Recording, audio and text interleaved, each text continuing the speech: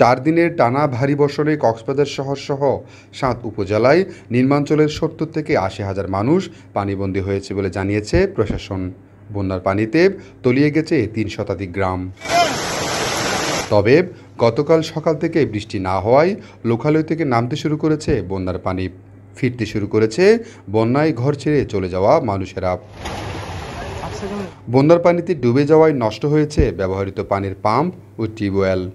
ফলে বন্যার পানি নেমে গেলেও দেখা দিয়েছে সুপেয় পানির অভাব এবং বন্যার ঢলে আসা কাদামাটি পরিষ্কার করতে হিমশিম খাচ্ছে বন্যায় ক্ষতিগ্রস্ত পরিবারগুলো। এটাতে কষ্টটা একটু বেশি হয়, কারণ ওই যে উপরের ঢলের যে কাদামাটিটা আছে ওই মাটিটা খুব বাসার মধ্যে খুব ক্ষতি করে।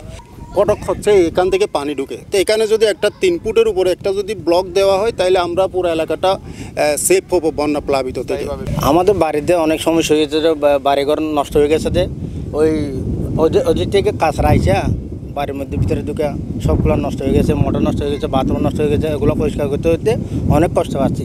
একদিকে রেল লাইনের জন্য দেয়া বাঁধ, অন্যদিকে বাকখালী নদীর ঢল, আর মাঝখানে গ্রামের বসতবাড়ি হওয়ায় গত কয়েক বছর বর্ষা মৌসুমে ভারী বৃষ্টিতে ডুবে যায় ঝিলংজা ইউনিয়নের শতাধিক এই গ্রাম। এই সমস্যার স্থায়ী সমাধান চান স্থানীয়রা।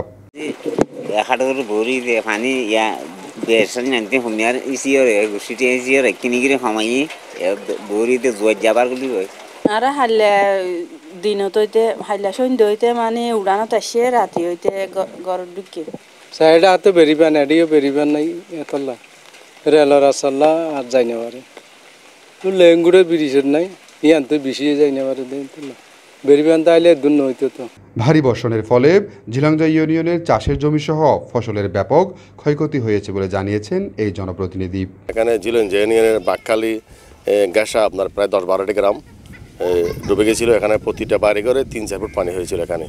এখানে মানুষের অনেক ক্ষয়ক্ষতি হয়েছে এবারে বন্যাতে, আসবে বন্যাতে।